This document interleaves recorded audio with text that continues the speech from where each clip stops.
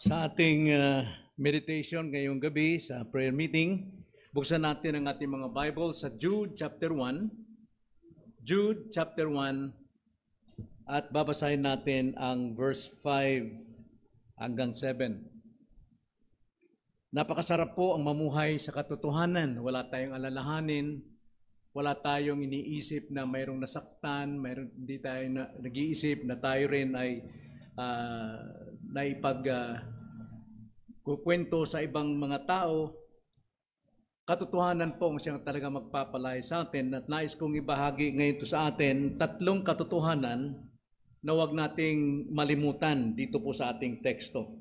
Jude 1 verse 5 to 7. Ganito po ang sabi: ngayon ay nais kong ipaalala sa inyo, bagamat alam ninyo ang mga bagay na ito, na minsang iniligtas ng Panginoon ang isang bayan mula sa lupain ng Ehipto, pagkatapos ay nilipol niya ang mga hindi sumasampalataya. At ang mga anghel na hindi nag-iingat ng kanilang sariling katungkulan, kundi iniwan ang kanilang sariling tirahan, ay iginapos niya sa mga tanikalang walang hanggan, sa pinakamalalim na kadiliman hanggang sa paghuhukom sa dakilang araw. Gayon din ang Sodoma at Gomora at ang mga lungsod sa palibot ng mga ito, na gumawa naman ng pakikiapid at nalulung sa kakaibang laman, ay inilagay bilang halimbawa na nagdaranas ng kaparusahan sa apoy na walang hanggan. Ito ang salita ng Panginoon. Tayo manalangin. Panginoon, nagpapasalamat kami sapagkat sa iyo pong katotohanan kami pinalaya ninyo, iniligtas ninyo. Ngunit sa katotohanan ninyo, siya po makapagpapalaya sa amin sa pamumuhay sa mundong ito. Minsan, Panginoon, kami po ay nadadaig po ng mga kasinungalingan at kamalian sa buhay. Ngunit ang katotohanan niyo ay magpakailanman at ito'y palaging handa at lagi pong available sa inyong mga taong naghahanap ng katotohanan ito. Kaya sa gabing ito, Panginoon, palayain niyo kami, Lord, sa tatlong katotohanan na dapat naming huwag kalimutan sa aming buhay. Itong aming dalangin sa pangalan ng Panginoong Hesus. Amen. So bilang mga Kristiyano, mga kapatid, prayer meeting natin ay para sa ating mga Kristiyano. Dapat tayo magbantay sa ating mga sariling buhay, na salita ng Diyos ang ating batayan ng pamumuhay. Hindi ang ugali ng mundo, hindi ang mga sinasabi ng mundo na mga tao ang batayan ng ating pamumuhay bilang Kristiyano. Maliwanag itong ipinapaunawa sa atin sa salita ng Panginoon Sunday after Sunday sa mga mensahe. So tulad ng mga Kristiyano dito sa aklat po ng Jude, sila po ay nadadala ng iba't ibang mga kwento, usapin, aral, paniniwala sa kanilang kapaligiran at nakalimutan nila kung paano sila iniligtas ng Diyos at paano silang dapat mamuhay sa katotohanan lamang. So itong mga tao rito, alam natin sa Jude, sila po ay mga tinawag, ayon doon sa konteksto, Jude chapter 1 verse 1, sila ay mga tinawag, sila ay mga binanal ng Panginoon, mga taong pinagpaging matwid at mga iniingatan ng Diyos. Subalit sa kabila ng pag-iingat ng Panginoon, bagamat kasama nila ang Panginoon sa lahat ng sandali ng kanilang buhay, ay meron pa rin silang malinaw na kalayaan ng sarili at nagagawa nila mga bagay na hindi angkop sa kalooban ng Panginoon. Kaya sila ay nagdurusa. At dahil dito, ipinahayag ng Panginoon sa pamamagitan ni Judas o ni Jude ang mga katotohanan na magbibigay sa atin ng giya o direksyon sa buhay na wag natin dapat itong kalimutan. So ito yung tatlong inspirasyong katotohanan na dapat nating ipinamumuhay sa lahat ng sandali ng ating buhay.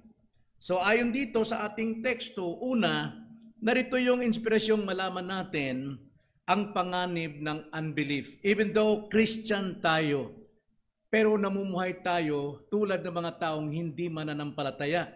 At tayo namumuhay sa unbelief. Minsan nakakalimutan natin ang Diyos dahil tayo'y mayroong pinangahawakan na ating paniniwala na ito'y nasa atin pa rin, hindi mawawala.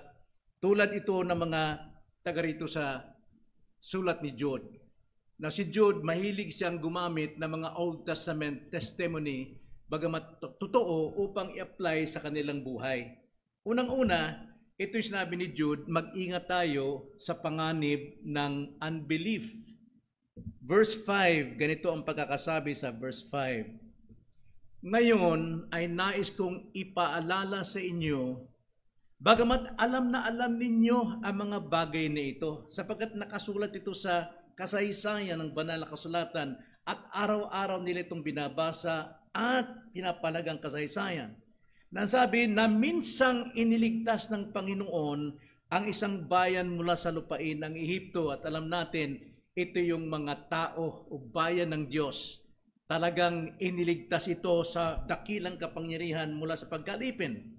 Pagkatapos nito, ang sabi ay nilipol niya ang mga hindi sumasampalataya. Na alam natin ang kasaysayan na sa loob po ng 40 years, lahat ng mga hindi sumampalataya, bagamat sila ay mga tao ng Diyos, pero namumuhay sila na hindi mananampalataya, lahat yun inubos.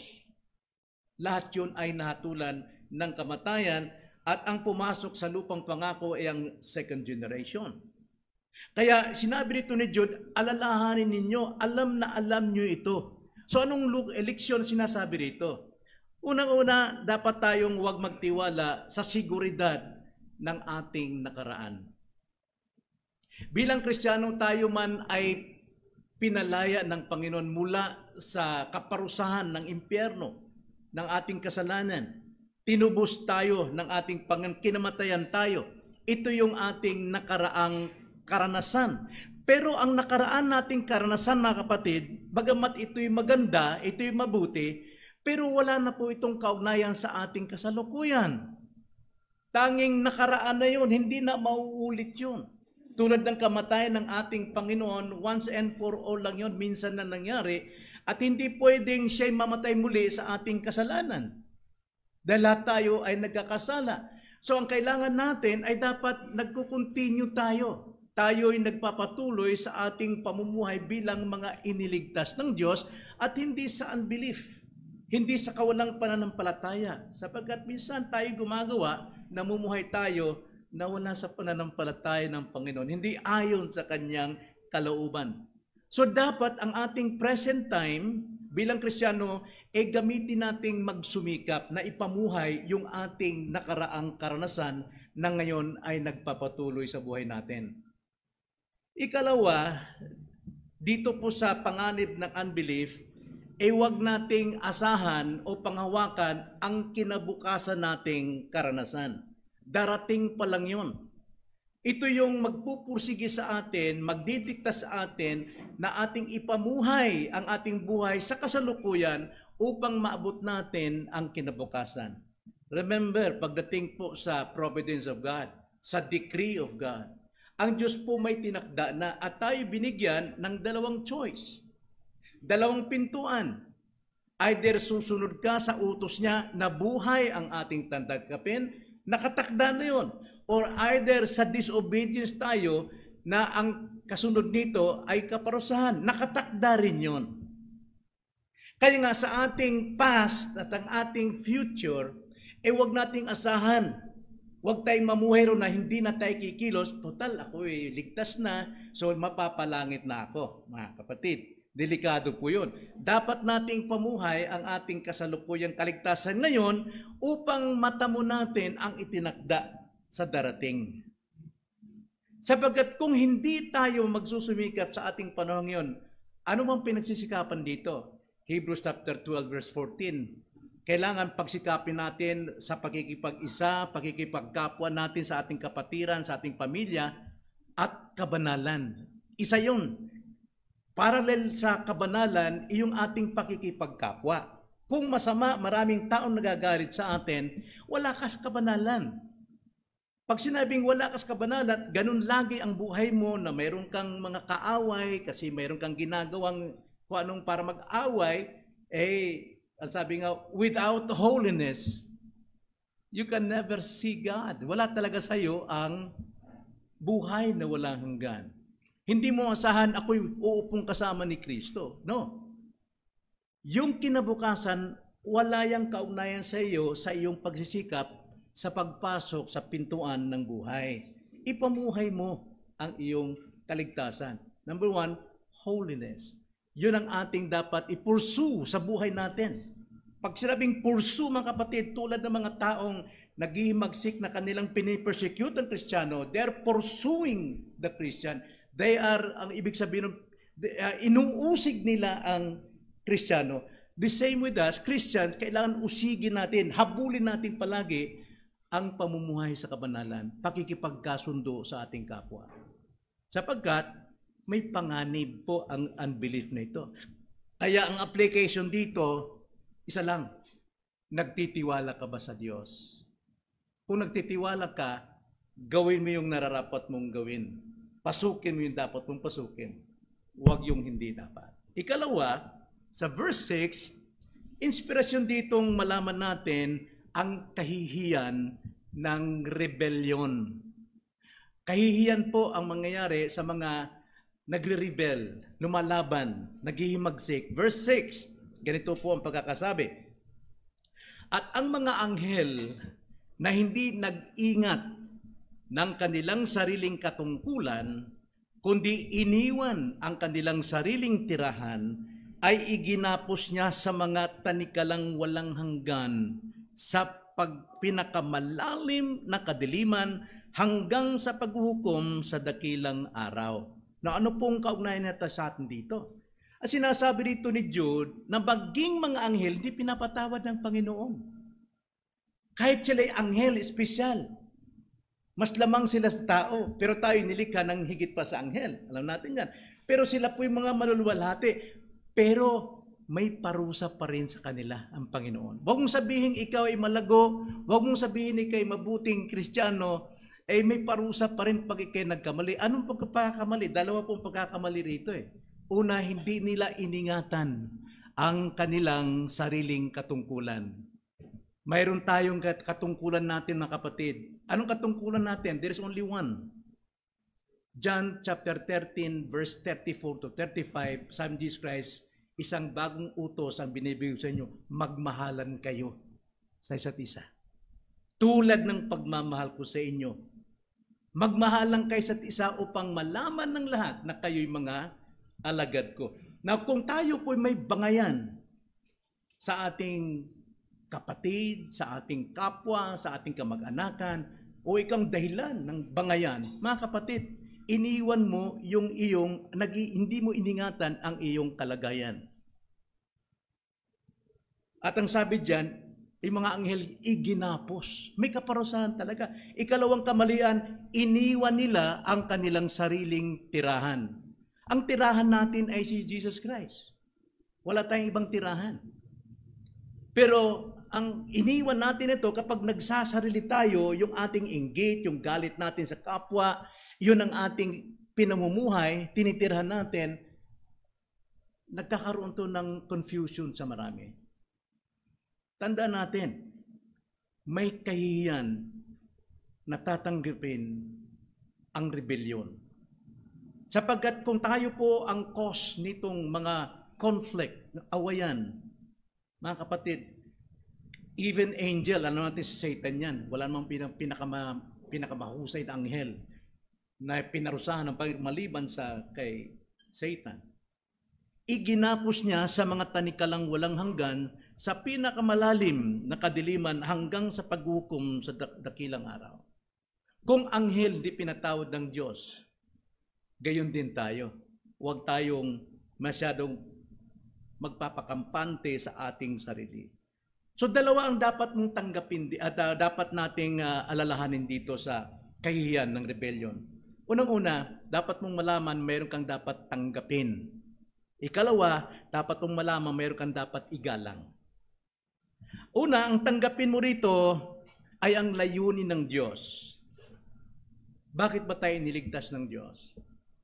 Bakit inilagay ang mga anghel? Bakit may anghel? Ano ang layunin ng Diyos sa mga anghel? Upang maging lingkod niya. Hindi siya pangunahan.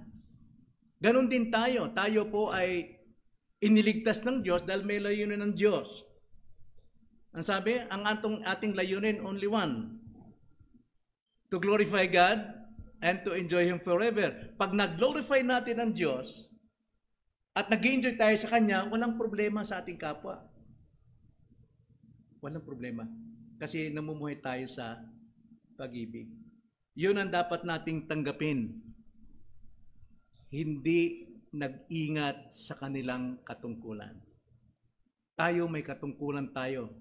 Anong katungkulan din? Love God above all and love your neighbor. May layunin ng Diyos sa atin tulad ng sa mga anghel. May tinakdang layunin ng Diyos sa anghel. The same with us. So, piliin natin ang sumunod sa nararapat. Piliin mo ang pintuan ng buhay. Piliin mo ang dapat. Sapagkat may nakatakda na nakalaan na kung ano ang magiging bunga. Ikalawa, mayroon kang dapat igalang. Igalang ang Diyos bilang Diyos. Sapagkat kung tayo po ang gumagawa, nagdesisyon tulad ng mga angels. Ang angels doon, ang kanilang tungkulin is to listen and to obey God. Pero ang ginawa nila, iniwan nila yun eh. At sila mismo ang nag-decide.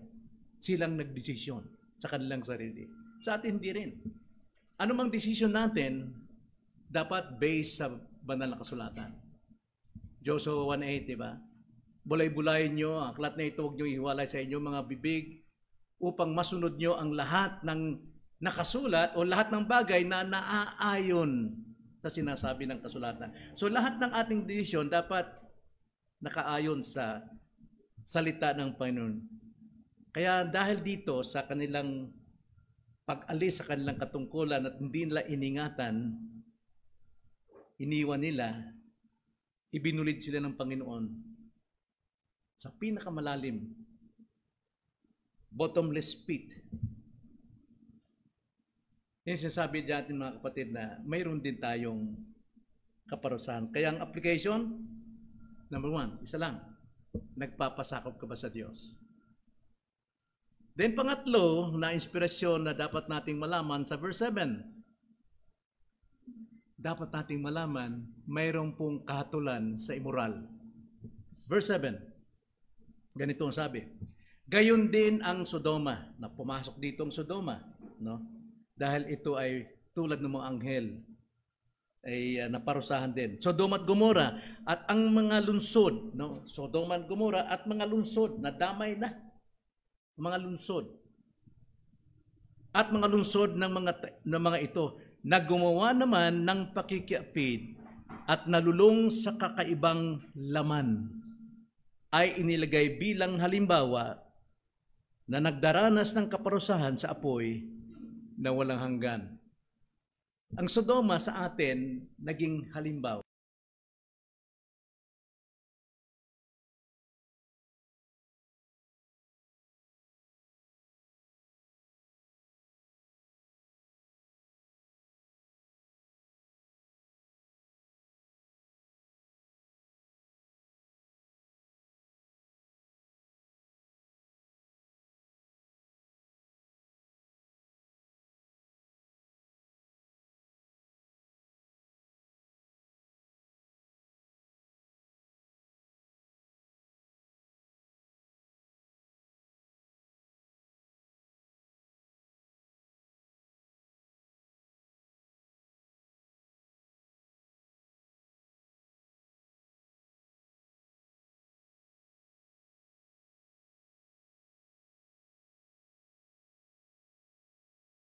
These are all lusts. Kahalayan sa laman, kahalayan sa mata, kahalayan sa pride, sa ego. Lahat ito ay lusts. Pagka namumuhay ka sa desire na ito, unti-unti kang nilalamon. Nilulunok ka ng desire na ito. Hanggang sa hindi ka na makawala. Huwag hayaang manatili ka sa lugar na yun. Huwag hayaang laging nasa isipan yan. Huwag hayaang laging nasa desire yan. Dahil hindi nalulugod ang Panginoon dyan. Dahil kung hindi natin to tatakasan sa lahat sa buo nating lakas, pagtitiwala sa Diyos, pagpapasakop sa Diyos, maangkin natin yung kaparusahan. Sa Sodoma, alam natin, nilamon sila ng apoy. At yan ay lumalarawan sa apoy sa impyerno. Pero Christians, itong pinakamaganda eh. Sa Sunday natin, pagdating sa ating pinag-aralan, natin natapos last time. When it comes to justification, kahit nagkasala ka, isang Kristiyano, kahit nalulung ka sa ganon, hindi ka hatulan ng Diyos. Pahihirapan ka lamang nung consequence ng ginawa mo. For example, sinabi sa Romans 8:1, there is now no condemnation for those who are in Christ. Nagkakasala tayo. Minsan sinasadya natin. Most of the time, nagkataon. Pero hindi ibig sabihin, condemn tayo ng God. No. Hindi siya pwedeng tumalikod sa iyo. Hindi niya pwedeng talikuran sarili niyang nandyan sa iyo. Ililigtas at ililigtas ka, pero you have to suffer. Magdurusa ka sa losses nito. Pero not necessarily condemn ka. Yan ang justification. Doctrine of justification. Assured ka. Hindi ko masabing once saved, always saved lang. Kasi iba yung connotation ng once saved, always saved. Kundi, para sa akin, assured ka no matter what. Ano man mangyari sa iyo. So bakit ka titignan yung ma-experience mo yung ganun? Maningkamot na ta. Magsikap tayong ipamuhay yung ating kaligtasan ngayon. Magkaroon tayo ng peace sa ating kapatid. Wala nang anumang problema. Mamuhay tayo sa kabanalan. Kasi kung hindi mo magagawa, hindi mo makikita talaga ang Diyos. Because in the first place, you are not saved. Hindi ka talaga ligtas. So, tatlong katotohanan dapat nating ginagawa o gagawin ngayon, mga kapatid. Number one, magtiwala ka sa Diyos. Magtiwala ka sa Diyos dahil mapanganib ang kawalang pananampalataya. Ikalawa, magpasakop ka sa Diyos sapagkat kahihiyan ang hindi pagpapasakop. Yan ay pagrebelde. At ikatlo, sumunod ka sa Diyos sapagkat kahatulan ang mamuhay sa immoral na gawa. Tayo manalangin. Panginoon, salamat po sa inyo po mga salita na muli nyo kaming tinuruan upang mapatibay, mapalakas ang aming pananampalataya at aming pagsisihan ang aming pong mga nagawa at gagawin pa, binaplano pa na paninira sa aming kapwa. Ito po isang gawang kasamaan at hindi ito kabanalan. Nawa po, Panginoon, mapigilan ang lahat ng ito upang kayo masunod at kayong maluwalhati sa aming buhay. In Jesus' name, Amen.